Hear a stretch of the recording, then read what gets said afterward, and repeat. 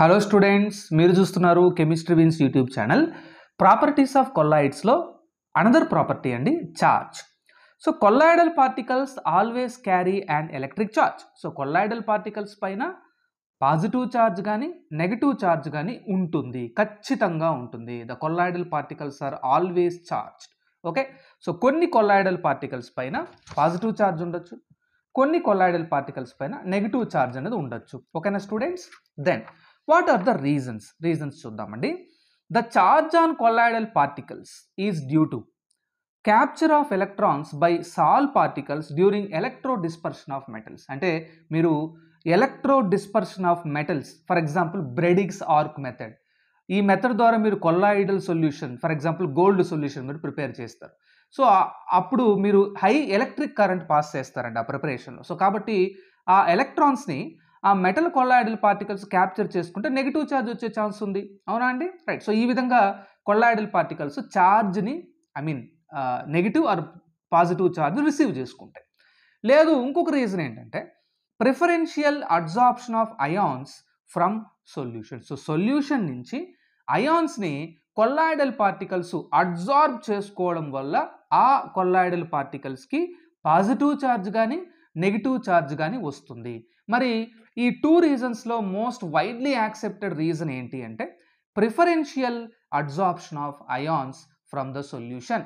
So సొల్యూషన్లో ఉండే అయాన్స్ని, అంటే డిస్పర్షన్ మీడియంలో ఉండే అయాన్స్ని కొల్లాయిడల్ పార్టికల్స్ అబ్జార్బ్ చేసుకోవడం వల్ల ఆ కొల్లాయిడల్ పార్టికల్స్కి పాజిటివ్ ఛార్జ్ యాక్వైర్ అవ్వచ్చు, లేదు నెగిటివ్ ఛార్జ్ అన్నది యాక్వైర్ అవ్వచ్చు. ఓకేనా స్టూడెంట్స్? మీకు అర్థమైందని అనుకుంటున్నానండి. Then let us proceed further. ఇక్కడ మీ అండర్స్టాండింగ్కి డయాగ్రామ్ డ్రా చేశాను. So here there is a colloidal solution and the colloidal particles are shown in black ink and the colloidal particles carries positive charge which is shown in the red ink. Similarly, here also we have another colloidal solution and the colloidal particles are shown. Here the colloidal particles are having negative charge. Okay, right. ఇక్కడ మనము దీన్ని ఈ absorption of ions మనము ఒక ఎగ్జాంపుల్తో మనం discuss చేద్దాం. ఓకేనా students? Right. When 2 or more ions are present in the dispersion medium, అంటే ఆ సాల్వెంట్లో, preferential absorption of the ion common to the salt particles usually takes place. అంటే ఈ సెంటెన్స్ మీనింగ్ ఏంటంటే ఏదైనా కొల్లాయిడల్ సొల్యూషన్లో 2 లేదా అంతకంటే ఎక్కువ అయాన్స్ ఉన్నప్పుడు ఏ అయాన్ అబ్జార్బ్ అవుతుంది సార్ అంటే ఆ అయాను సాల్ పార్టికల్స్లో, అంటే కొల్లాయిడల్ పార్టికల్స్లో కూడా ఉంటుందండి. దీన్ని మనం కామన్ అయాన్ అంటాం. ఓకేనా? The ion which is common to the salt particle will be absorbed by the colloidal particle. Okay, so మనకు ఈ సెంటెన్స్కి కంప్లీట్ మీనింగ్ మనం ఎగ్జాంపుల్స్తో డిస్కస్ చేద్దామండి, మీకు ఇంకా క్లియర్గా పిక్చర్ అర్థమవుతుంది. ఓకేనా? Then let us take one example here. So the example number 1, when dilute silver nitrate AgNO3 is added to dilute Ki potassium iodide, you will get silver iodide precipitate. అంతే కదండి, AgNO3 silver nitrate plus potassium iodide. ఇక్కడ మీరు potassium అయోడైడ్ని ఎక్సెస్గా తీసుకున్నారు, ఎక్కువ తీసుకున్నారు. So దీనివల్ల మనకు silver iodide precipitate వస్తుంది, అంటే ఇది సాల్ పార్టికల్, కొల్లాయిడల్ పార్టికల్. ఓకేనా? ప్లస్ పొటాషియం నైట్రేట్ కూడా వస్తుంది. ఇక్కడ సిల్వర్ అయోడైడ్ ప్రిసిపిటేటు ఏం చేస్తుందంటే ఇది ప్రిసిపిటేట్ సిల్వర్ అయోడైడ్. ఓకే, మీరు ఇక్కడ ఎక్సెస్గా ఏం తీసుకున్నారండి? పొటాషియం అయోడైడ్ తీసుకున్నారు. ఇక్కడ KI AgI ఈ రెండిట్లో కామన్ ఏముందండి? అయోడైడ్ ఉంది. కాబట్టి సిల్వర్ అయోడైడ్ ప్రిసిపిటేటు I- అయాన్స్ని అబ్జార్బ్ చేసుకుంటుంది. కాబట్టి సిల్వర్ అయోడైడ్ కొల్లాయిడల్ సొల్యూషన్కి ఇక్కడ నెగిటివ్ ఛార్జ్ వస్తుంది. అదే మనకు నెక్స్ట్ పేజ్లో ఉంటుందండి. ఓకేనా స్టూడెంట్స్? చూస్తున్నారు కదండి. ఓకే, సో నెక్స్ట్ పేజ్లోకి వెళ్తున్నాం మనం. సో ఇక్కడ చూడండి, the precipitated silver iodide absorbs I- ions, iodide ions present in excess. It forms negatively charged silver iodide colloidal solution. So ఇలా సిల్వర్ అయోడైడ్ పొటాషియం అయోడైడ్లో ఉండే I- అయోడైడ్ అయాన్స్ని అబ్జార్బ్ చేసుకుంటుంది. ఎందుకంటే silver అయోడైడ్లో iodine ఉంది, potassium అయోడైడ్లో iodide ఉంది. ఈ రెండిట్లో common ఏంటంటే అయోడైడే కదా. సో కామన్ అయాన్ అయినటువంటి I- అబ్జార్బ్ చేసుకుంటుంది సిల్వర్ అయోడైడ్ ప్రిసిపిటేట్. సో కాబట్టి సిల్వర్ అయోడైడ్ ప్రిసిపిటేట్ సర్ఫేస్ పైన I- అయాన్స్ అబ్జార్బ్ అవడం వల్ల the colloidal particles will get the negative charge. So here a negatively charged colloidal solution is formed. సిమిలర్గా ఈసారి మనం reverse చేద్దామండి. ఓకేనా? సెకండ్ ఎగ్జాంపుల్ చూడండి. When dilute Ki is added to silver nitrate taken in excess, silver iodide precipitate is formed. So ఇక్కడ కూడా మీకు ఇక్కడ Kiకి మీరు సిల్వర్ నైట్రేట్ యాడ్ చేస్తారు, కానీ ఇక్కడ మీరు సిల్వర్ నైట్రేటు ఎక్సెస్గా తీసుకున్నారండి. ఓకేనా? సో ఎక్సెస్గా తీసుకున్నారు కాబట్టి మీకు సిల్వర్ ఐడైడ్ ప్రిసిపిటేట్ ఫామ్ అయింది. Very common, right? Then the precipitated silver iodide absorbs Ag plus ions, silver ions present in excess. It forms positively charged silver iodide solution. So ఇప్పుడు ఈ second కేసులో మనకు silver iodide precipitate అయితే వచ్చింది, కానీ ఈ precipitate ఇప్పుడు ఏం చేస్తుందంటే అయోడైడ్ అయాన్స్ని అబ్జార్బ్ చేసుకోదు. బట్ ఇక్కడ ఏ అయాన్స్ని అబ్జార్బ్ చేసుకుంటుందంటే Ag ప్లస్ అయాన్స్ని అబ్జార్బ్ చేసుకుంటుంది. ఎందుకంటే ఇక్కడ Ag ప్లస్ అయాన్స్ దేని నుంచి వస్తాయండి? సిల్వర్ నైట్రేట్ నుంచి వస్తాయి. ఇది ఎక్సెస్గా తీసుకున్నాం కదా మనం. సో ఇక్కడ కామన్ అయాన్ ఏంటి? Ag. ఇక్కడ కామన్ అయాన్ ఏంటి? Ag. సో AgIలో Ag ఉంది, AgNO3లో Ag ఉంది. సో కాబట్టి ఇక్కడ కామన్ అయాను మనకు Ag అవుతుంది. Ag కొన్న ఛార్జ్ పాజిటివ్, ఓకే, ఈ అయాన్ కొన్న ఛార్జ్ సిల్వర్కి, ఓకే. సో కాబట్టి మనకు ఈ సిల్వర్ అయోడైడ్ ప్రిసిపిటేట్ పైన ఇప్పుడు Ag ప్లస్ అయాన్స్ అబ్జార్బ్ అవుతాయి. ఇలా అబ్జార్బ్ అవడం వల్ల ఆ Ag ప్లస్ అయాన్స్కి సిల్వర్ అయాన్స్కి పాజిటివ్ ఛార్జ్ ఉంది కాబట్టి మనకు ఎంటైర్ కొల్లాయిడల్ పార్టికల్స్ అంతా కూడా పాజిటివ్ ఛార్జ్ అనేది యాక్వైర్ చేస్తాయి. సో ఇలా మనకు కొల్లాయిడల్ పార్టికల్స్ పైన ప్రిఫరెన్షియల్ అబ్జార్ప్షన్ వల్ల నెగిటివ్ ఛార్జ్ రావచ్చు, లేదు పాజిటివ్ ఛార్జ్ రావచ్చు. ఇలా అబ్జార్బ్ అయ్యే అయాను ఆ ప్రిసిపిటేట్లో ఉండే one of the common ion. So common ion మాత్రమే ప్రిసిపిటేట్ అబ్జార్బ్ చేసుకుంటుంది. ఓకేనా స్టూడెంట్స్? రైట్. ఇప్పుడు మీకు ఛార్జ్ ఎలా డెవలప్ అయిందో అర్థమైంది, right? Negative charge or positive charge. ఇప్పుడు మనము ఫర్దర్గా ఏం జరుగుతుందో చూద్దాం. Now the positively or negatively charged colloidal particles attracts ions of opposite charge. They are going to attract ions of opposite charge from dispersion medium. It forms a second layer of ions as shown below. So మీరు ఇక్కడ మనం ఇంతకుముందే చూసుకున్నామండి. So first కేసులో silver iodide ప్రిసిపిటేటు I- అయాన్స్ని absorb చేసుకోవడం వల్ల, అంటే iodide అయాన్స్ని absorb చేసుకోవడం వల్ల నెగిటివ్ ఛార్జ్ వచ్చింది. సో ఈ నెగిటివ్ ఛార్జ్ ఉన్న ఈ అయాన్ ఏం చేస్తుందంటే ఇప్పుడు ఇది పాజిటివ్ ఛార్జ్ ఉన్న K ప్లస్ అయాన్స్ని అట్రాక్ట్ చేస్తుంది. అవునా అండి? Negative charge, positive charge, electrostatic attraction అనేది మనకు ఉంటుంది అక్కడ. So right.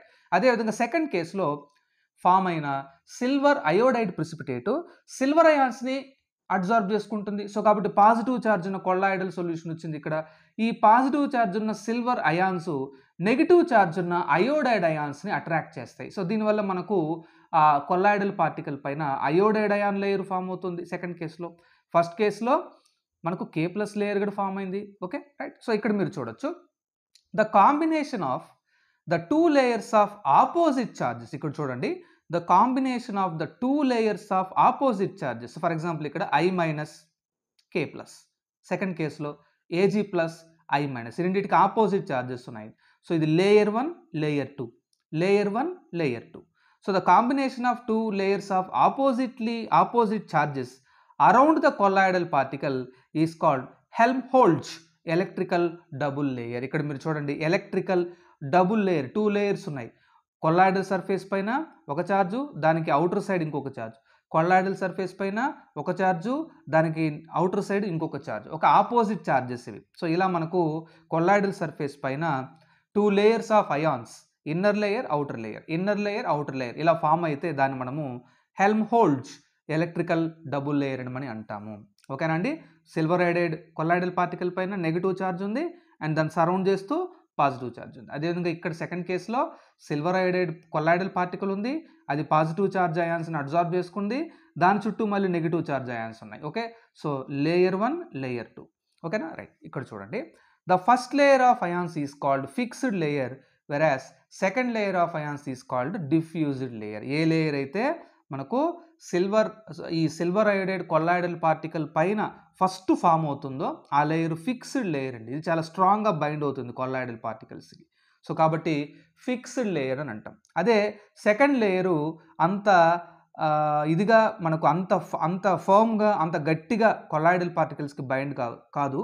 కాబట్టి దీన్ని మనము డిఫ్యూజ్డ్ లేయర్ అంటామండి. సెంటర్లో మనకు కొల్లాయిడల్ పార్టికల్ ఉంటుంది. సో సెంటర్లో colloidal particle surrounded by fixed layer of ions, and that is also surrounded by diffused layer of ions. So these ions of opposite charges that are surrounding the colloidal particle are called as Helmholtz electrical double layer. Then let us enter into further topics. As the charges are separated, a potential difference will be exists between the fixed layer and diffuse layer. So this potential difference is called as zeta potential.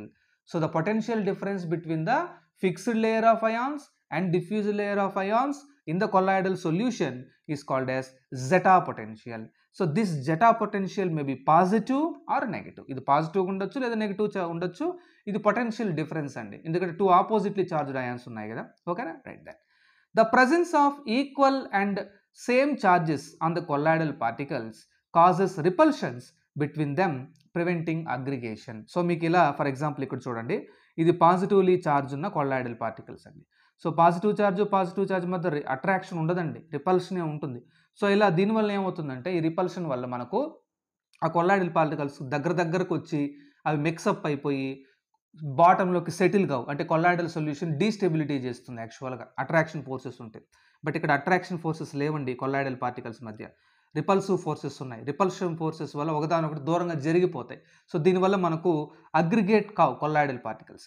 ఎప్పుడైతే colloidal particles aggregate కాకుండా సొల్యూషన్లో ఉంటాయో ఆ కొల్లాయిడ్కి stability అన్నది ఉంటుంది. ఓకేనా, so these repulsion forces causes stability of the colloidal solution. Okay, so ఇక్కడ మీరు చూడొచ్చు నెగిటివ్లీ చార్జ్డ్ కొల్లాయిడ్ ఉంది. ఈ నెగిటివ్లీ చార్జ్డ్ కొల్లాయిడల్ పార్టికల్స్ మధ్య రిపల్షన్ ఫోర్సెస్ ఉంటాయి. ఈ రిపల్షన్ ఫోర్సెస్ వల్ల మనకు కొల్లాయిడల్ సొల్యూషన్ చాలా స్టేబుల్గా ఉంటుంది. సో ఇలా మనకు కొల్లాయిడల్ పార్టికల్స్ పైన చార్జ్ డెవలప్ అయితే ఆ చార్జ్ వల్ల మనకు కొల్లాయిడల్ సొల్యూషన్కి స్టెబిలిటీ అన్నది వస్తుంది because of electrostatic repulsions between the colloidal particles. Okay na students, so the colloidal solutions gets the charge because of the absorption of preferential absorption of ions from the solution or from the dispersion medium. So that's about this video students. Thank you.